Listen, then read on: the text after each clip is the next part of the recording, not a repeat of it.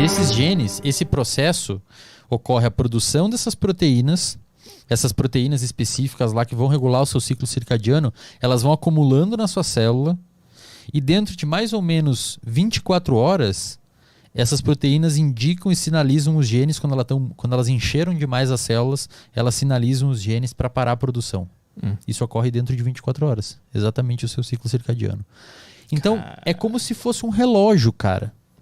Literalmente, um relógio que funciona num ciclo de 24 horas.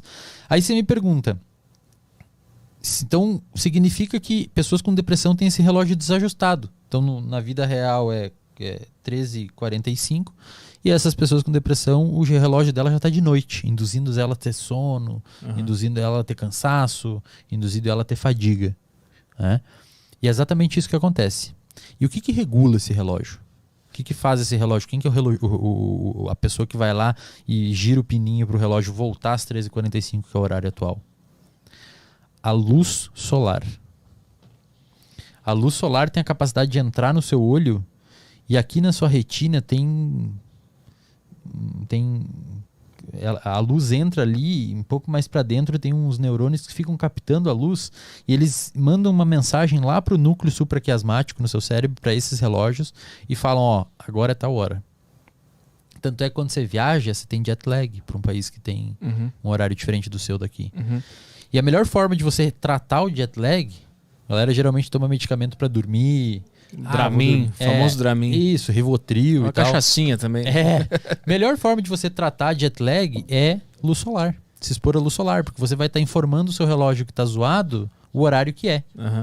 E isso é muito massa, cara. Então, assim, todo mundo que está assistindo aqui, se tiver algum tipo de problema com dormir, se tiver algum tipo de problema com falta de sono, com acordar de noite, com cansaço no meio do dia e tudo mais, principalmente problema de sono, acorda de manhã e se expõe um pouco à luz solar, pelo menos uns 10 minutinhos, deixa a luz solar entrar no seu olho, que ele vai sintonizar o relógio e dentro de uma semana você vai estar provavelmente dormindo bem melhor. E a luz artificial, essas do celular, da tela, elas fodem tudo, né? Elas fodem, elas são capazes de desregular tudo. É por isso que também à noite é importante que você comece a entrar num estado de desativação desse sistema e meio que mostrar pro seu cérebro que está na hora de dormir. Quando tu fica, um cara tá tipo 3 da manhã jogando um game ali com aquela luz na cara, o que teu cérebro acha que tá acontecendo? Que você tá, sei lá, em perigo. Tanto é que a luz à noite, essa galera, eles mostraram que a luz à noite é capaz de interagir com uma região no seu cérebro chamado abênula. Repete comigo aí. Abênula. Abênula? Isso. Eu gostei. Eu queria que mais convidados fizessem isso. Abênula. A luz entra, ela interage com a abênula e a abênula manda uma mensagem para neurônios dopaminérgicos e manda esses neurônios dopaminérgicos pararem de produzir dopamina, que é uma substância que tem relação com motivação. Não é prazer. A gente pode falar sobre isso depois. É motivação. E, cara, isso causa um efeito depressivo em você. Então, quando você estiver próximo a dormir, deixa na penumbra. Não precisa parar de mexer em celular e virar um caçador-coletor. Mas assim, tenta deixar, não deixa muita luz no seu olho, no ambiente. Deixa uma luz mais, uma luminária acesa lá no canto. Tem uns filtros para celular, né? Que fica com a luz, tem uns filtros com a luz mais vermelha, né? Que pode ajudar. Barulhos. Pô, vai assistir um filme de tiro, de guerra, sei lá, bota um pouquinho mais baixo, tá ligado? Não sei que você queira... Porque assim, o seu cérebro, esses estímulos, eles não são negociáveis. Sim. O som, a temperatura, a luz. A sua atenção é... Esses estímulos não. Então se eu falar pra você, Arthur, presta atenção no seu pé tocando o chão. Ou presta atenção agora na sua camiseta, no seu corpo. Para de fazer isso. Cara, você presta me manipulando atenção. Aqui. Você presta atenção. Agora eu falo pra você, para de detectar a temperatura do ambiente. Cara, essa temperatura do ambiente, quem tá detectando é aquela primeira camada do seu cérebro. Aqui, isso é o que a neurociência chama de inconsciente. É diferente do que a psicanálise chama de inconsciente. A neurociência chama de inconsciente isso. Você não tá mandando seu coração bater agora. Mas quando tu fala, eu percebo que ele tá batendo, né? E quando tu falou pra eu parar de notar a temperatura, eu notei mais ainda como é que eu tô me sentindo. Exatamente. Então, assim, a sua atenção, você consegue direcionar ela pros lugares. A luz, o som, isso o seu cérebro tá interpretando, embora na maioria das vezes você não saiba. E isso porque você tem um grande filtro no seu cérebro chamado tálamo. Repete comigo aí. Tálamo. Tálamo. Isso parece o nome de imperador Tálamo, de Roma. Exatamente, isso mesmo. Tálamo. Pô, o cara é o tálamo. Imperador Tálamo. Então, o que acontece com o tálamo? As informações entram no seu cérebro, luz, som, temperatura, a roupa tocando o seu corpo, e todas elas convergem para o tálamo. O tálamo seleciona as mais relevantes, e as mais relevantes o tálamo deixa passar, e essas informações vão para o córtex, para a parte de fora do cérebro, que é onde elas vão se tornar conscientes. Então, quando eu falo para você, Arthur, presta atenção na sua roupa, tocando o seu corpo. Basicamente, o seu córtex pré-frontal está informando o seu tálamo para deixar passar a informação da sua roupa tocando o seu corpo. Antes ele estava bloqueando isso. Faz de novo o percurso? Ó, eu falo assim, todas as informações sensoriais, luz, som, tato, tá indo pro seu tálamo. Tá. Algumas coisas o tálamo não deixa passar. Por quê? O tálamo é um grande filtro. O tálamo tá fazendo o quê? Eu vou deixar passar as informações pro córtex, que é a camada de fora do seu cérebro, só aquelas informações relevantes pro momento. Entendi. Então, no momento que tá numa entrevista, o tálamo recebe informações do seu córtex pré-frontal e ele falando assim, ó, agora eu quero que ele preste atenção no convidado e no que ele tá falando. Então, deixa passar a voz, deixa passar a luz, o foco ali e deixa ele entender. Ignora todo o resto. Ignora a roupa, ignora o pé, ignora o barulho lá fora, ignora o carro que passou na rua. Ele precisa se focar no convidado. Uhum. Quando eu falo para você, Arthur, presta atenção na sua roupa agora. O seu córtex pré-frontal entendeu essa solicitação, enviou uma mensagem para o tálamo e o tálamo começou a deixar passar os sinais sensoriais da roupa tocando seu corpo para a área sensorial do seu córtex. Porque o córtex permitiu. Solicitou também. Exatamente. De alguma forma, né? Porque a tua informação fez o meu córtex solicitar que o meu tálamo deixe passar essa informação. Exatamente. Caralho, é muito louco isso. É muito louco, cara. E, por exemplo, se você pegar pacientes que têm transtorno de déficit de atenção, é muito comum a galera achar que eles não têm atenção. Eles têm, na verdade, demais.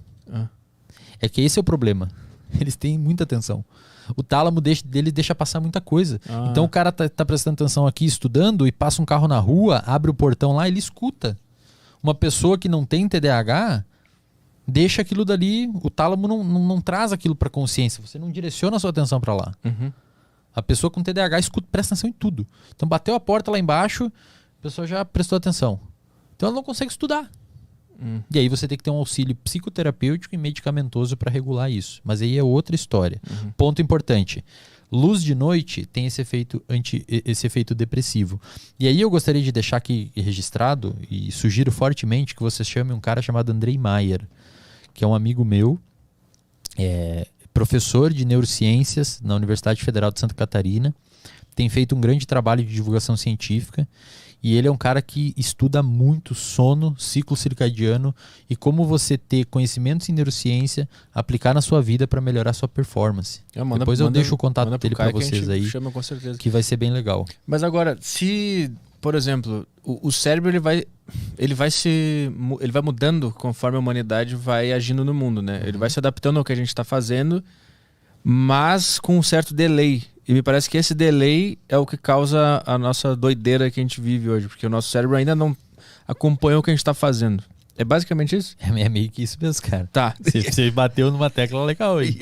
Eu te pergunto por exemplo, uma geração inteira de jovens hoje que está no computador jogando videogame a noite inteira, ele não está alterando o cérebro dele para que as futuras gerações fiquem de boa com essa luz? Com certeza. O cérebro provavelmente vai tentar se adaptar a isso. Só que aí que está o problema.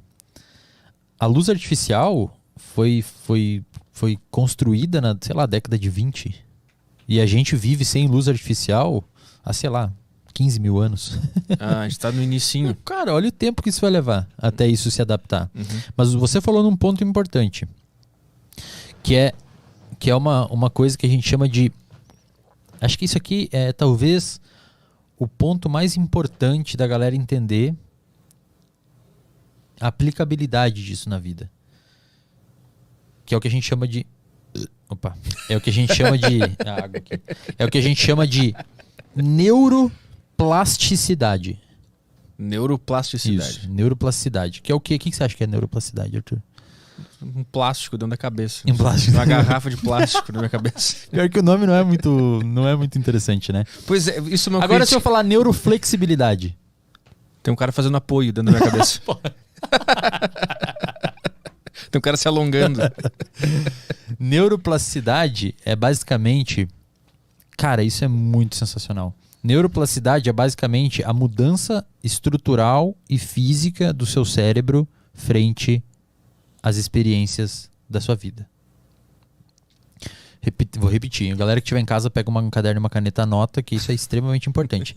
Neuroplasticidade é a mudança estrutural, funcional e física do seu cérebro frente às experiências da sua vida. É como o músculo cresce se eu agacho. Cara, é exatamente isso. É exatamente isso. Só que tem um problema. Depois dos 25 anos de idade, a neuroplasticidade é muito reduzida em humanos. Putz, então tá tarde já pra mim. Mas dá pra fazer. Ah, tá. Só que o trigger, o gatilho para neuroplasticidade, para mudança da circuitaria do seu cérebro depois dos 25 anos, é foco. Foco. Foco. Prestar atenção e fazer as coisas com foco. Vou dar um exemplo para você. Se você pegar uma criança de 8 anos, brasileira, levar para os Estados Unidos, não ensinar inglês para ela, não botar ela numa escolinha de inglês, só fazer ela brincar com os amiguinhos e tudo mais. 6 meses ela tá falando inglês. 8 meses por aí, ela já se vira. Pega um cara de 35, que nunca falou inglês na vida, e bota lá nos Estados Unidos, e não bota numa aula de inglês. Deve ter que focar pra cacete. Cara, 2 anos ele, se não estudar focado, se deixar ele solto, assim, ele não se preocupar em aprender inglês, ele fica 5 anos lá e não aprende. A criança, sem se preocupar em aprender, ela aprende. A criança até os 25 anos, principalmente, mas principalmente quando você é criança, o seu cérebro é muito maleável. Muito maleável. Isso é bom e ruim. Olha aí que legal. A neuro é complicada, né, cara? Porque tudo que eu falo aqui, eu falo que é bom e ruim. Estresse é bom e ruim, ansiedade